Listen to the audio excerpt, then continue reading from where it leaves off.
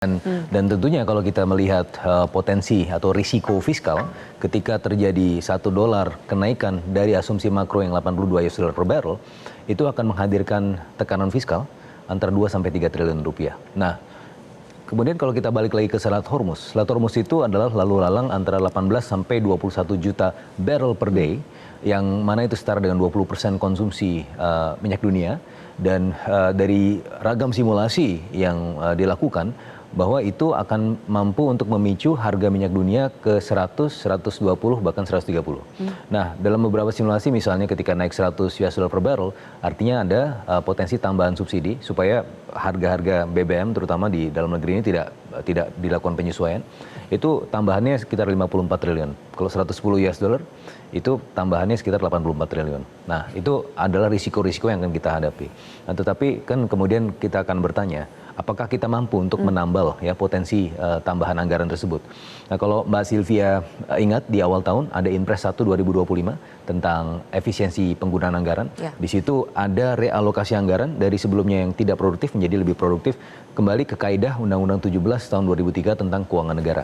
Nah, oleh karenanya kita memiliki semacam cadangan fiskal yang cukup sehat untuk bisa mengantisipasi gejolak-gejolak global. Sebagai contohnya, di kuartal kedua sudah ada stimulus fiskal dari pemerintah 24,4 triliun rupiah untuk kemudian menggesa ekonomi terutama di kuartal kedua sebagai antisipasi terhadap tarif Trump. Nah, sebagai presiden ini juga bisa dikeluarkan di kuartal-kuartal berikutnya karena memang APBN juga didesain salah satunya sebagai shock absorber, mitigasi kemungkinan krisis.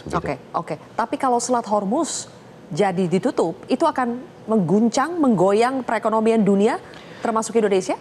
Betul sekali, karena tadi kan kalau kita melihat trajektorinya dari harga minyak dunia, itu bisa sampai di atas 100 US dollar per barrel. Dan tentunya yang paling dirugikan dari semua ini juga tidak hanya Indonesia, tapi terutama juga Amerika Serikat. Kenapa?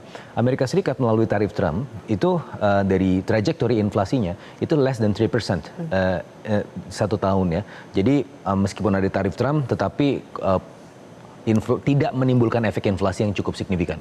Baik. Tapi ketika itu harga minyak dunia itu bisa meningkat sampai 100 US dollar per barrel, dia lebih sensitif terhadap inflasi di Amerika Serikat. Dan Trump itu sangat sensitif juga terhadap perubahan ya behavior dari konstituensinya yang juga melihat dari tren perubahan harga. Ketika itu harga-harga naik, translasi harga energi langsung ke translasinya ke inflasi di US, dan itu ya paling besar menghantam US. Dan oleh karenanya Trump ini kenapa sangat ingin sekali ceasefire, salah satunya adalah karena kepentingan ekonomi juga. Sebetulnya ya. Oke. Pak Dian, apakah Anda melihat eskalasi konflik antara Iran dengan Israel itu masih mungkin terjadi lagi, atau sepertinya ini sudah akan bertahan dalam waktu yang lama ceasefire ini? Sesuai dengan judul acara ini, kontroversi. Netanyahu dan Trump adalah tokoh-tokoh yang kontroversial. Kata-katanya selalu kontroversial. Tindak tanduknya kontroversial. Artinya apa? Tidak bisa diduga. Yang bisa diharapkan. Nah, kalau sekarang ditanya apakah gencatan senjata ini akan berlangsung lama atau akan mungkin menjadi lagi, ya mengingat tokoh-tokoh seperti itu, kita tidak berbuat apa-apa saja diserang kok. Kita tidak. Jadi potensinya sangat ada ya Pak? Sangat ada. Tapi tadi disinggung juga sama narasumber, pada akhirnya rakyat Israel sendiri kok yang keberatan dengan perang ini. Mereka yang dulunya menari-nari ketika Israel berhasil meluncurkan rudal pertamanya ke Iran bulan Oktober lalu, itu mereka menari-nari seakan-akan Iran sudah tidak mampu melawan. Sekarang begitu dibalas juga berubah sikapnya, sekarang malah minta supaya perang dihentikan. Tapi semua tergantung keputusan politik. Nah, buat saya kalau nanti misalnya orang mempertanyakan nasib gencatan senjata ini, bisa panjang kalau tadi janji-janji yang disampaikan oleh Trump kali ini betul-betul dipenuhi. Sebenarnya Presiden Trump ini unik dan memang kontroversial. Siapa yang menyangka Trump mau bertemu sama Kim Jong-un? Tidak ada yang pernah membayangkan, tapi ternyata mau dia datang ke Singapura. 3 kali akhirnya bertemu kok. walaupun belum menghasilkan keputusan yang signifikan. Jadi Pak Dian, tokoh kuncinya sekali lagi masih Donald Trump. Dan yang bisa memperpanjang atau memperpendek dalam artian membuat gencatan senjata ini bertahan, ya kalau Trump berani bersikap tegas sama Netanyahu. Kalau bahasa anaknya, berani menjitak Netanyahu supaya diem. Oke, baik. Ali, kalau di satu sisi di dalam Israel itu rakyatnya sebetulnya sudah tidak menginginkan perang dan sebetulnya sudah tidak simpatik ya dengan Netanyahu. Rakyat Iran ini kan berbeda sekali. Apakah dengan tujuan tadi ada tujuan dari rezim Zionis Israel untuk menggulingkan pemerintahan Ali Khamenei? Dari rakyatnya sendiri melihat bagaimana? Apakah mereka sangat solid mendukung pemerintah? Ya, yang pasti kalau ngomongin rakyat itu terbagi lagi jadi beberapa kelompok-kelompok ya.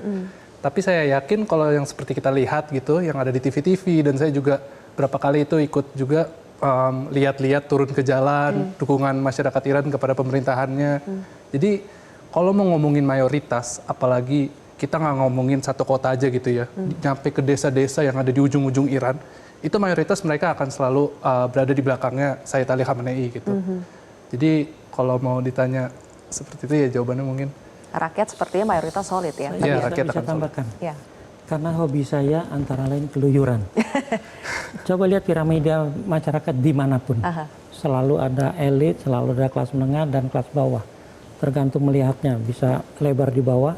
Saya yakin yang namanya demo-demo itu mungkin berbeda di kita, demo-demonya. Di sana yang melakukan kelas menengah, artinya dipelopori oleh mahasiswa.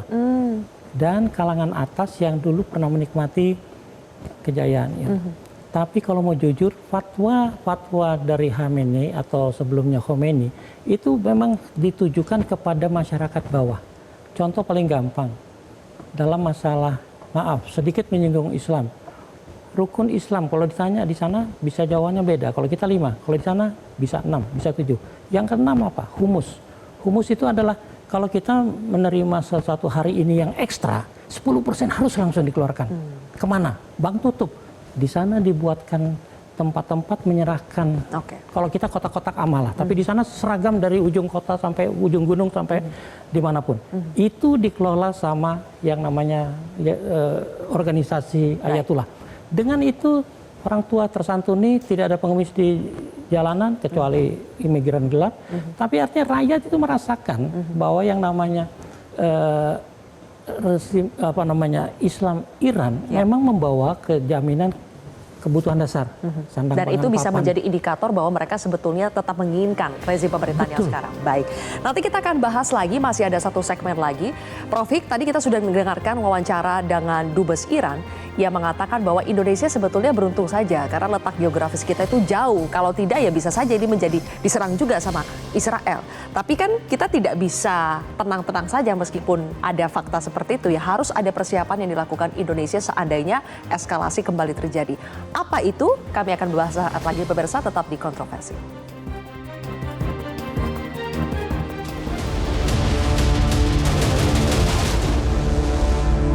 Jelajahi cara baru mendapatkan informasi. Download Metro TV Extend sekarang.